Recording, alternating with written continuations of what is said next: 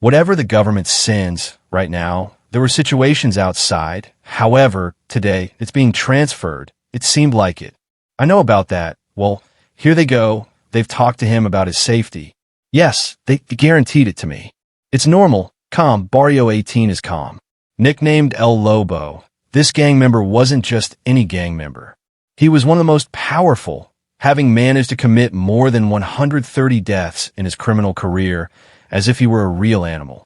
He never showed mercy to anyone, even if it was a defenseless old man or a child who could barely cover himself with his hands.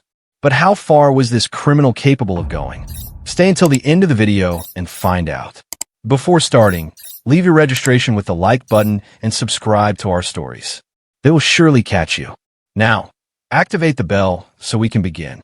Aldo Dupié Ochoa Mejía, known as El Lobo, was born in a marginal area of Guatemala City, surrounded by poverty and violence. From a young age, he had to face the harsh reality of living in an environment where hope seemed an unattainable luxury. His father, a construction worker, could barely support the family, while his mother struggled to keep the family together amidst hardship. Aldo grew up in an environment where gangs ruled the streets and violence was part of everyday life.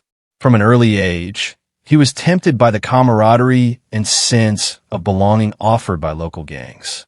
Attracted by the promise of protection and respect, Aldo joined a gang at an early age, seeking refuge in a world full of danger.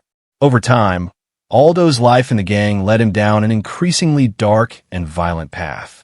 He earned the nickname the Wolf for his cunning and ferocity on the streets, becoming a respected leader within his group.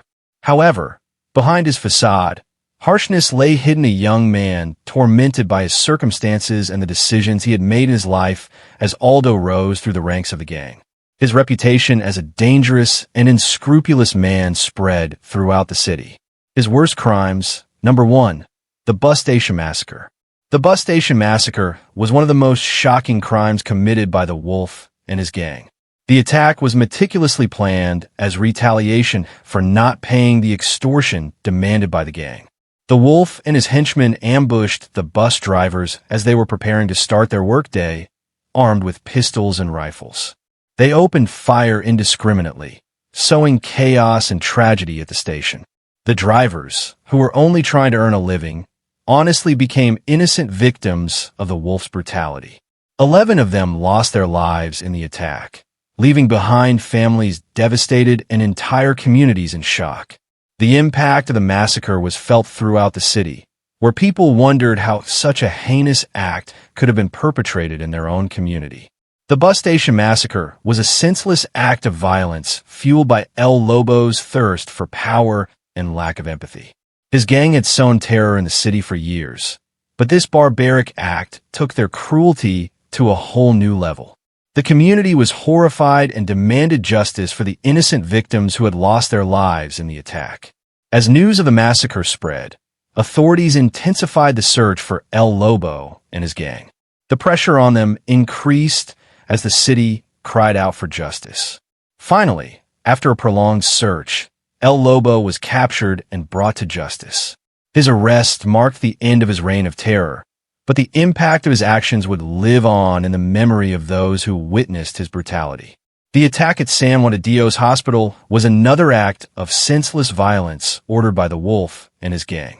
The goal of the attack was to spread terror and destruction in retaliation for the suspension of visits and parcels in Sector 11 of the Zone 18 Preventive Center. The Wolf wanted to send a clear message that he would not tolerate any interference in his criminal operations. The attack was carried out with firearms and a fragmentation grenade, causing significant material damage to the hospital and spreading panic among medical staff and patients. Fortunately, there were no fatalities in the attack, but the Wolf's message of violence and terror resonated throughout the city. The attack on the San Juan de Dios Hospital was a chilling reminder of the brutality of El Lobo and his gang.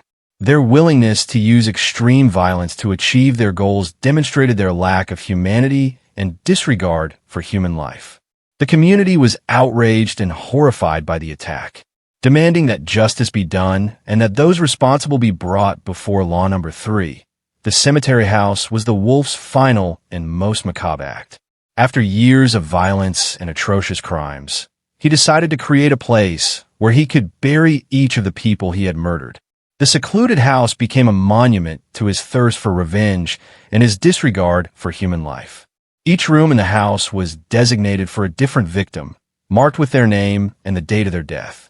As the wolf continued his murders, the house became filled with rotting corpses, each telling the story of a brutal and senseless act of violence. The cemetery house was a chilling testament to the wolf's cruelty and depravity. His willingness to take his thirst for revenge to such extremes showed the depth of his evil and his lack of humanity. The house became a gruesome crime scene that shocked the city and left an indelible mark on the memory of all who visited it. The capture of the wolf was the result of an intense police operation involving multiple security agencies. For months, authorities had been closely monitoring the movements of the wolf and his gang, gathering evidence and information that would ultimately lead to his arrest. The day of the capture began early in the morning when a team of special forces from the National Civil Police, PNC, surrounded the house where the wolf was hiding. The house, located in a remote area outside the city, was surrounded by dense forest that provided easy access for escape. However, authorities had meticulously planned every detail of the operation and were prepared for any eventuality. Upon arriving at the house, the special forces surrounded the perimeter and prepared to enter. They knew that the wolf and his gang were dangerous and prepared for any type of resistance. With weapons in hand and bulletproof vests, the officers advanced toward the house, ready to confront any situation that arose. Once inside the house, the officers found Wolf and several of his henchmen. Despite their initial surprise, Wolf offered no resistance and surrendered without a fight. His henchmen, however, attempted to flee but were quickly captured by the special forces who had surrounded the house. Wolf's capture was greeted with relief and celebration throughout the city. For years, he had sown terror and violence, leaving a trail of death and destruction in his wake. This marked the end of his reign of terror and the beginning of a new chapter in the fight against crime in Guatemala. After his capture, Wolf was brought to justice to face the numerous charges against him. His trial was closely followed by the public. Public demanded justice for the atrocious crimes he had committed. By the way, if you liked the video, we invite you to give us your like and activate the notification bell so you don't miss any of our videos. We continue, but before all this, which were those deaths that were the most talked about and that made everyone see him as a true monster, although it is known that he carries 133 confirmed deaths on his back. We have selected two that prove that in this man, empathy was not number one. The young mother murdered in front of her young son. The story of the young mother murdered in front of her young son is a heartbreaking account of the brutality and cruelty of the wolf and his gang. The woman, whose name was omitted out of respect for her memory, was in a desperate situation when she refused to pay the extortion imposed by the gang. Her courage and determination to protect her son from the clutches of the criminal violence cost her life in an act of inhuman violence. On the day of the terrible event, the young mother was at home with her young son, an innocent child who witnessed the tragedy. Unable to do anything to prevent it, the wolf and his henchmen arrived at the house demanding payment of the extortion, but the woman remained firm in her decision not to give in to the pressure. In an act of barbarism, the gang decided to punish her in front of her own son by taking his life in the cruelest and most ruthless way.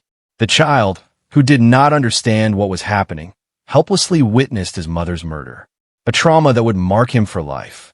The heartbreaking scene left a deep wound in the community and provoked a wave of outrage and horror throughout the city. The brutality of the crime was condemned by all, but also served as a grim reminder of the brutality that can arise when criminal violence occurs. Number 2 is out of control. The defenseless elderly man attacked and murdered in his home. The case of the defenseless elderly man who was attacked and murdered in his home is another. A heartbreaking example of the cruelty of the wolf and his gang. The old man, whose name has been kept anonymous out of respect for his memory, was known for his generosity and kindness toward others. He lived alone in a marginalized area of the city where he had earned the love and respect of his neighbors one fateful night. The wolf and his henchmen broke into the old man's home in search of money and valuables. The defenseless and vulnerable old man tried to resist, but was outnumbered and outgunned by the gang. He was mercilessly attacked, beaten, and abused before being murdered in an act of gratuitous and ruthless violence. The news of the old man's death shocked the community, which could not understand how someone so kind and respected could be the victim of such brutal violence. His death left the community in a state of shock and sadness, reminding them of the fragility of life and the brutality of which they are capable. Some individuals like this, we reached the end of this video. If you liked it, I invite you to give us a like so we can continue making more videos like this. Also, don't forget to activate the bell so you don't miss any of our new videos. I wish you a great day. Until next time.